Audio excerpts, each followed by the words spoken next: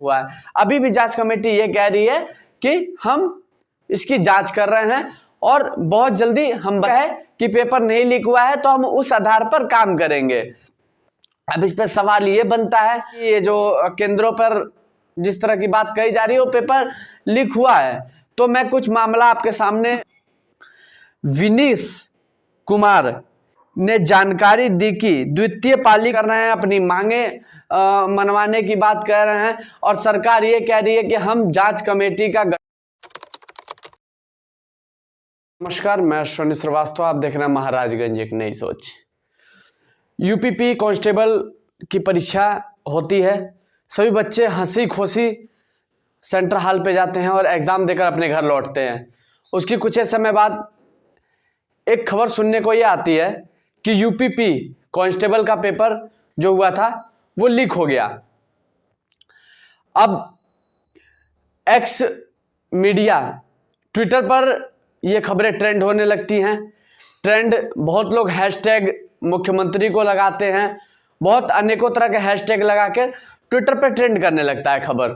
ये पिछले लगभग 3 दिनों से ये खबर ट्विटर पर ट्रेंड कर रहा है। सरकार के मामले संज्ञान में ये मामला गया। सरकार ने इस पर यह बयानबाजी दी कि ये जो खबर आ रहा है ये पूरी तरह से एडिटिंग है और ये फेक है, और जो छात्र हैं उनको संतुष्ट करने के लिए जो सरकार है वो कहती है कि हम जांच कमेटी का गठन करेंगे। जांच कमेटी का आप गठन करते हैं, जांच कमेटी उस पर जांच करती है और अभी तक कोई ऐसा खुलासा नहीं हो पाया है कि जिससे ये जांच कमेटी कह सके कि पेपर लीक हुआ है या नहीं लीक हुआ है। अभी भी जांच कमेटी ये कह रही है कि हम इसकी जांच कर रहे हैं और बहुत जल्दी हम बता देंगे कि पेपर लीक हुआ है या फिर नहीं लीक हुआ है।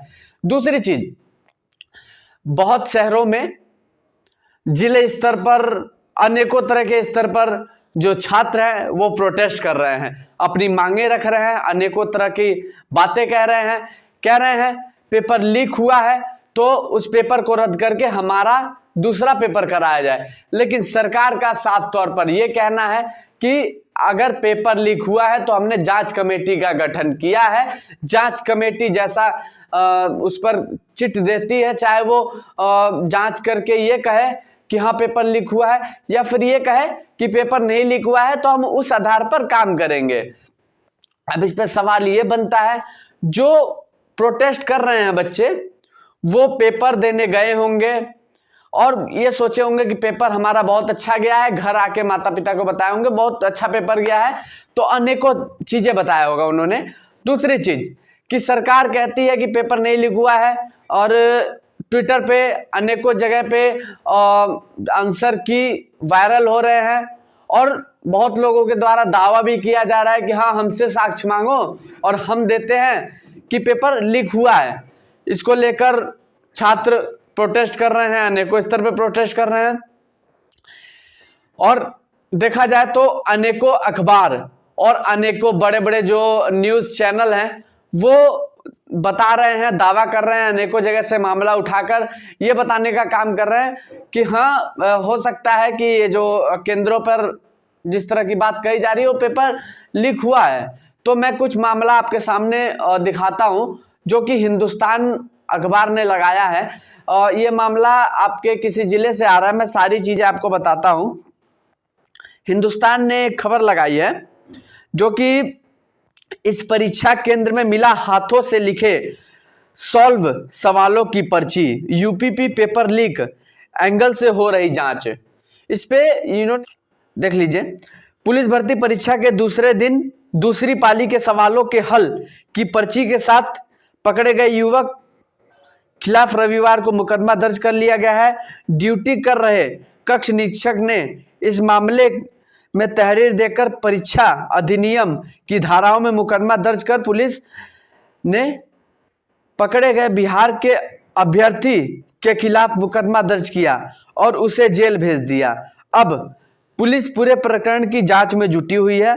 जान लेते हैं, डॉक्टर किरण सौजिया सीनियर सेकेंडरी एजुकेशन में पुलिस भर्ती परीक्षा की ड्यूटी कर रहे सहायक अध्यापक विनीश कुमार ने जानकारी दी कि द्वितीय पाली के दौरान कक्षा संख्या 7 में उसकी ड्यूटी थी।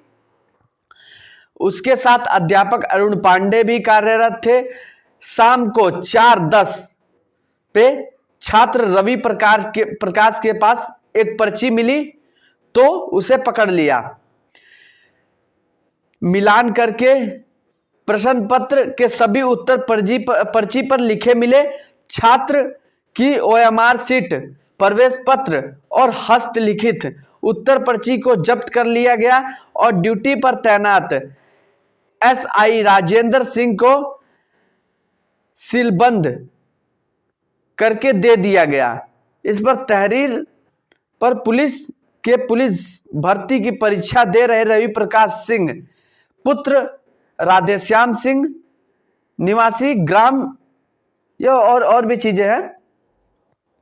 इस तरह से उसके ऊपर धाला लगा के उसको जेल हो गया है। अब आप ये देख लीजिए, लगभग 60,000 कुछ पदों पे भर्तियां आई थी, जिसमें से लगभग 4 लाख से अधिक बच्चों ने एग्जाम दिया। अब न्यूनतम आप अंदाजा लगा सकते हैं कि एक सीट पर कितने कॉम्पिटिटर थे। ठीक, दूसरा सवाल यह बनता है कि आखिरकार पेपर लीक हुआ है तो किस तरह से पेपर लीक हुआ है। सरकार दावे करती है कि हम, और भी अनेकों तरह की चीजें दावे करती है कि हम काम कर रहे हैं, लेकिन अगर पेपर लीक हुआ है तो किस तरह से ये देखा जाए तो सरकार के ऊपर एक बड़ा सवाल उठता हुआ नजर आ रहा है। किस तरह से बच्चे प्रोटेस्ट कर रहे हैं, अनेकों जगह से तस्वीर आ रही हैं, अनेकों जगह से खबरें आ रही हैं कि जो छात्र हैं अपनी बात को रख रहे हैं, प्रोटेस्ट कर रहे हैं, अपनी मांगे मनवाने की बात कह रहे हैं, और सरकार ये कह रही है कि हम जांच कमेटी का गठन कर के सारी चीजें क्लीन चिट देंगे। दूसरा चीज, अगर जो बच्चे काफी लंबे से समय से तैयारी कर रहे हैं, एग्जाम डेट आया, वो बहुत दूर दूर से में बैठकर आया, कोई बसों में धक्का मुक्का खा के आया, अनेकों तरह की तस्वीरें उस समय वायरल हो रही थी, आ रही थी कि इस तरह से यहाँ से बच्चे इस ट्रेन से आ रहे हैं, टॉयलेट के डिब्बे में बैठ के आ रहे हैं, ऐसे तरह से आ रहे हैं। तो इस पर सवाल बनता है, जो इस तरह के अभ्यर्थी एग्जाम देने आ रहे थे, वो बेचारे अगर पेपर लीक होता है तो उनकी सपनों पे कहीं ना कहीं पानी फिरता हुआ नजर आएगा। और अगर पेपर लीक होता है तो जो सरकार से ये जो बच्चे मांग कर रहे हैं वो कहीं ना कहीं इनकी मांग जायज है।